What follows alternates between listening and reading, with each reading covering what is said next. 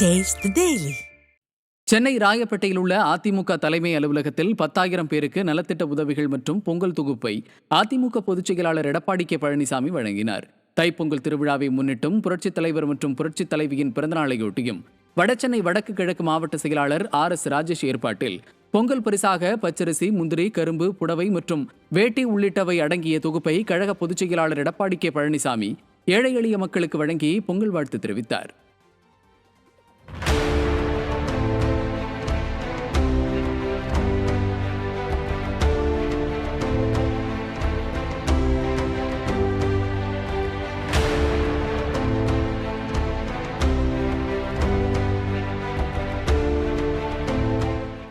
சென்னையில் பொங்கல் தொகுப்போடு வழங்கக்கூடிய வேட்டி மற்றும் சேலையை திமுக அரசு வழங்காமல் ஏமாற்றியதாக குற்றச்சாட்டு எழுந்துள்ளது.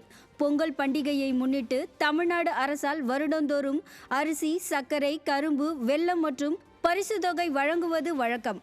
ஆனால் இந்த முறை திமுக அரசு பொங்கல் தொகுப்பில் பரிசு தொகை வழங்காமல் மக்களை ஏமாற்றியது. இந்த நிலையில் சென்னை மயிலாப்பூரில் உள்ள நியாய விலை கடையில் பொங்கல் தொகுப்புடன் வேட்டி சேலையும் தரவில்லை என பொதுமக்கள் குற்றம் சாட்டினர்.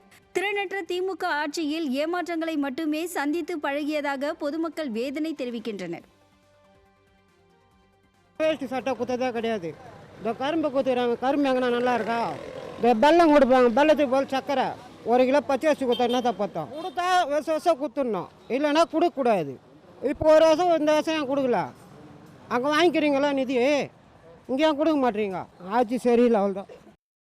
விழுப்புரம் மாவட்டம் திண்டிவனம் அருகே திமுக நிர்வாகி நடத்தி வந்த ரகசிய மணல் குவாரிக்கு அதிகாரிகள் சீல் வைத்தனர். விழுப்புரம் வடக்கு மாவட்ட திமுக இளைஞரணி துணை அமைப்பாளர் உதயகுமாருக்கு சொந்தமான இடத்தில் ரகசியமாக மணல் குவாரி செயல்பட்டு வந்துள்ளது. மேலும் அதில் பல கோடி ரூபாய் மதிப்பிலான மணல் கடத்தி செல்லப்பட்டு விற்பனை செய்யப்பட்டு வருவது தெரிய வந்துள்ளது. மணல் கொள்ளையில் ஈடுபட்டு கொண்டிருந்த 6 வாகனங்கள் பறிமுதல் செய்யப்பட்டு குவாரிக்கு சீல் வைக்கப்பட்ட நிலையில் திமுக நிர்வாகி உதயகுமார் தலைமறைவாகினார். ஆளும் கட்சி என்ற திமிரில் திமுகவினர் அராஜகத்தில் ஈடுபடுவதாக குற்றச்சாட்டு எழுந்துள்ளது. கன்னியாகுமரி கடல் நடுவே அமைக்கப்பட்டுள்ள கண்ணாடி இழை கூண்டு பாலத்தில் சுற்றுலா பயணிகள் செல்ல தடை விதிக்கப்பட்டுள்ளது. சர்வதேச சுற்றுலா தலமான கன்னியாகுமரிக்கு தினசரி ஆயிரக்கணக்கான சுற்றுலா பயணிகள் வருகை தருகின்றனர். இந்த நிலையில் கடலின் நடுவே அமைக்கப்பட்டுள்ள கண்ணாடி இழை கூண்டு பாலத்தில் செல்வதற்கு தடை விதிக்கப்பட்டுள்ளதாகவும் மறு உத்தரவு வரும் வரை செல்ல முடியாது எனவும் பூம்புகார் கப்பல் போக்குவரத்து அதிகாரிகள் தெரிவித்துள்ளனர். சுற்றுலா பயணிகள் விவேகானந்தர் நினைவு பாறைக்கு மட்டுமே செல்ல முடியும் என அறிவிக்கப்பட்டுள்ளதாக சுற்றுலா பயணிகள் ஏமாற்றமடைந்தனர்.